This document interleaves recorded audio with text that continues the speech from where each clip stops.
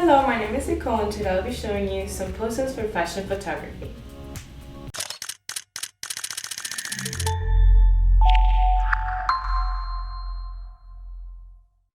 The next video you can see the poses that I did for fashion photography. It's important to understand that you have to have more of a serious look and you also have to play around with extreme angles.